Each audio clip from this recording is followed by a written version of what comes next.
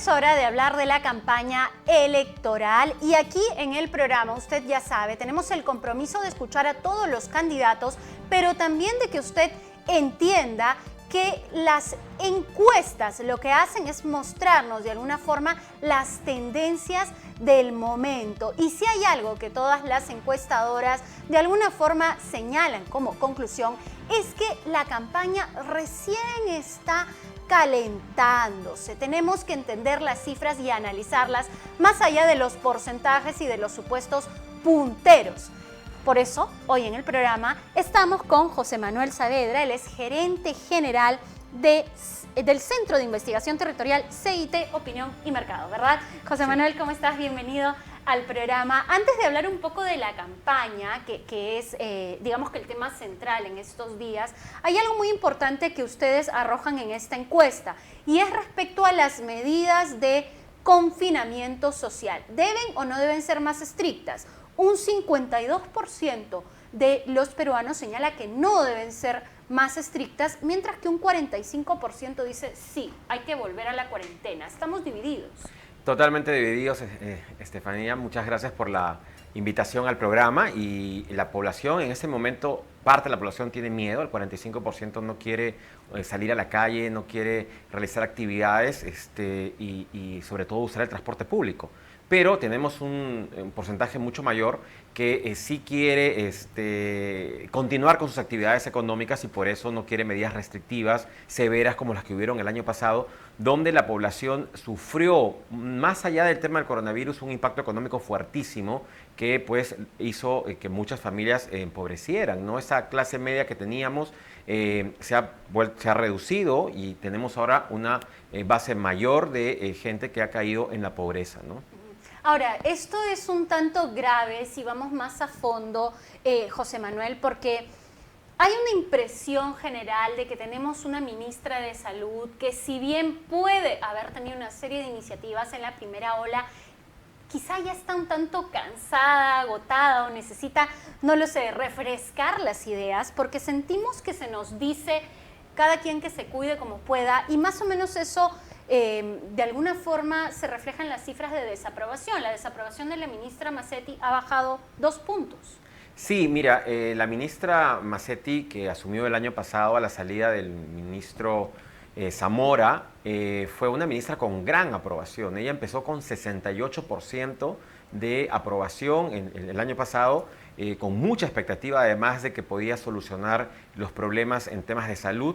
Ella ha sufrido 2 caídas consecutivas, una a raíz del nuevo nombramiento que le hace el presidente Sagasti porque la ratifican, ahí cae algunos puntos y luego en el mes de diciembre vuelve a caer unos puntos y en enero cae 2 puntos, ¿no? Entonces vemos que su aprobación en este momento es a pesar de que es la mayor de todos los ministros, ¿no? Está en caída y yo creo que esta segunda ola y estas semanas que van a ser muy duras para el país porque vemos que no hay camas en este momento UCI, que ya no hay, se puedan abastecer Huancayo, hay largas filas en este momento para conseguir oxígeno y Huánuco, creo que eso se va a sentir mucho más. El punto es que ¿quién podría asumir en este momento un reto tan importante, un cargo tan sensible y que sobre todo dé resultados en el corto plazo? Eso yo creo que con el gobierno que tenemos, que le falta liderazgo, va a ser muy difícil encontrar un ministro que quiera asumir.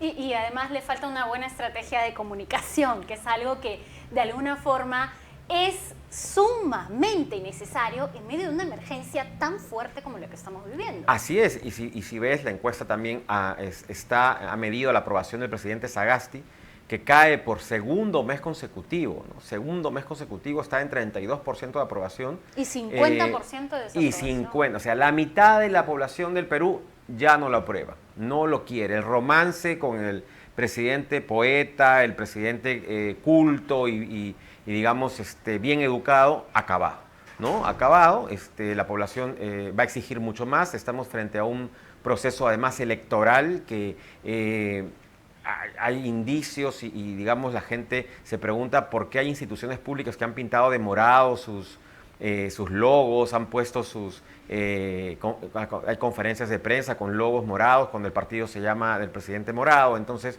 esa falta de independencia creo que podría jugar en contra de su candidato, de Julio Guzmán, que también hemos hecho la encuesta de candidatos presidenciales. Vamos a ello precisamente porque hablemos de los candidatos y de una serie de cifras que lo que hacen es ponernos a pensar que en realidad están muy pegaditos, ¿no? George Forsyth, digamos que lidera la encuesta, pero yo no lo entiendo porque tiene 11.8%, le sigue Hernando de Soto con 9.6%, si las elecciones fueran mañana, ha sido la pregunta, Keiko Fujimori con 8.1%, Daniel Urresti 7.8%, Verónica Mendoza 7.2%, Rafael López Aliaga 5.1%, Julio Guzmán 5 puntos.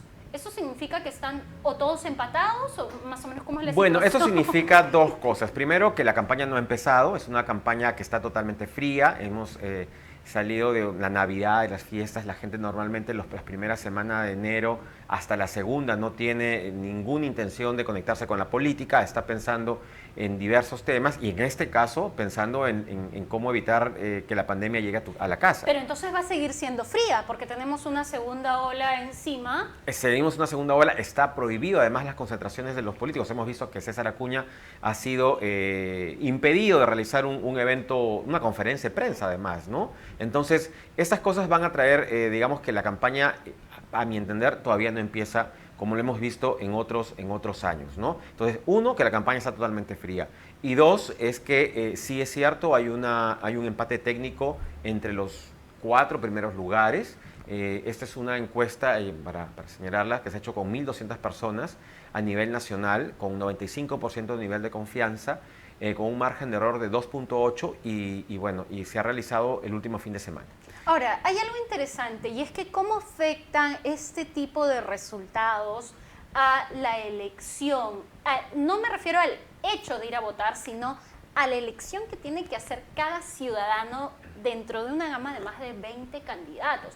Porque generalmente escuchamos que las personas dicen, no, yo quisiera votar por X, pero X está en el puesto 6 o en el puesto 7, entonces no va a llegar.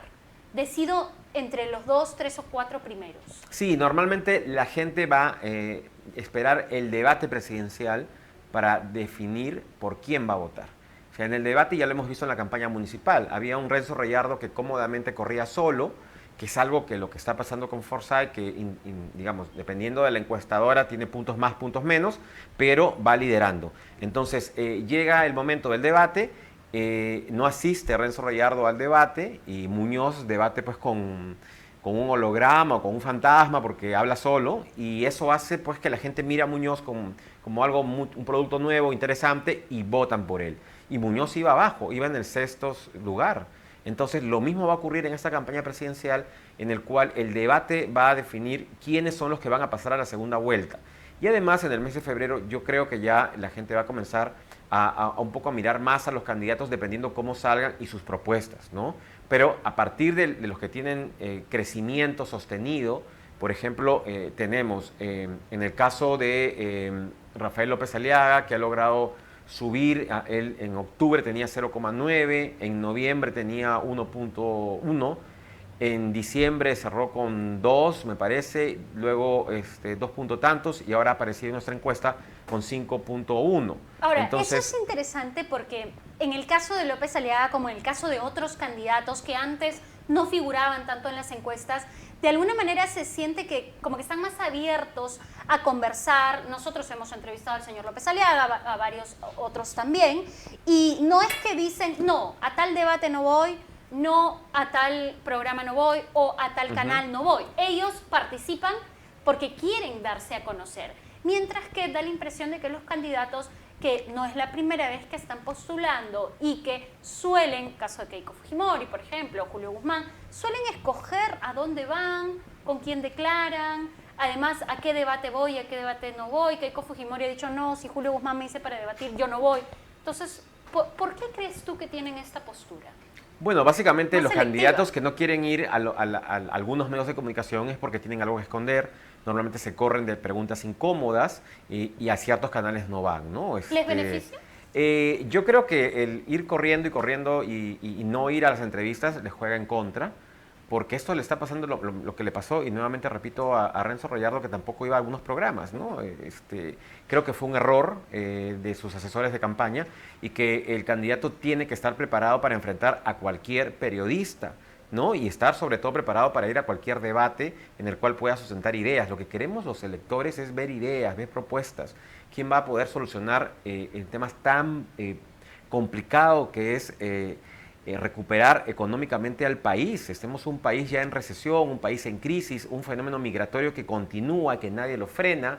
Tenemos falta de acceso a infraestructura básica, falta de agua potable, el tema de salud, ¿no? El tema de acceso sanitario, el tema de la educación, que los niños y los jóvenes han quedado sin estudiar todo este año con una educación a distancia que, bueno, vamos a decir, no ha sido tan, pero tan, digamos, favorable, los padres se han quejado. Entonces los retos son fuertísimos, y creo que tiene que pasar a segunda etapa las agendas que simulan gobiernos europeos o algunos como en América Latina que quieren entrar en debates sobre temas igualitarios, sobre temas diferentes. Yo creo que a lo que es primero solucionar el tema de la salud, la educación y básicamente el acceso al empleo.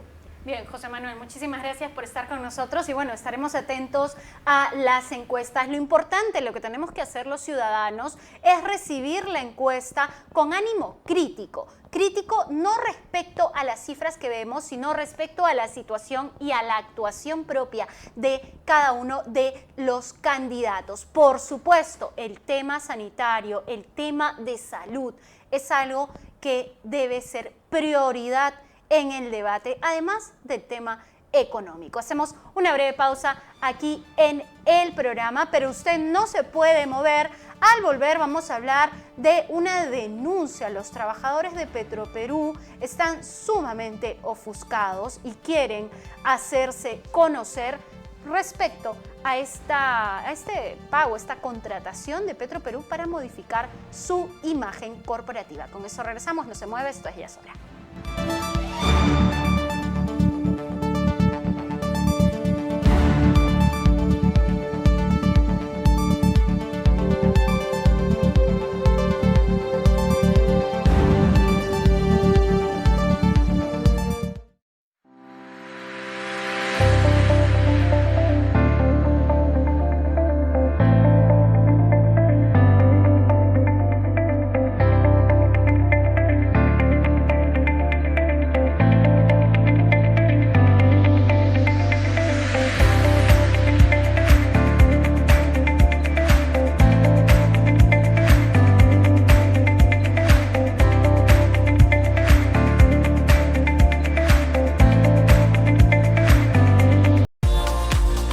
Vivimos en un mundo donde la tecnología se ha convertido en la base de nuestro desarrollo. Por eso, en el Centro de Altos Estudios San Judas Tadeo, nos preocupamos por llevarte una educación de calidad a través de la tecnología digital y a un precio justo. Nuestros más de 10 años de experiencia nos respaldan. Diversas empresas públicas y privadas ya confían en nosotros. Centros de Altos Estudios San Judas Tadeo. Juntos construyendo una mejor educación.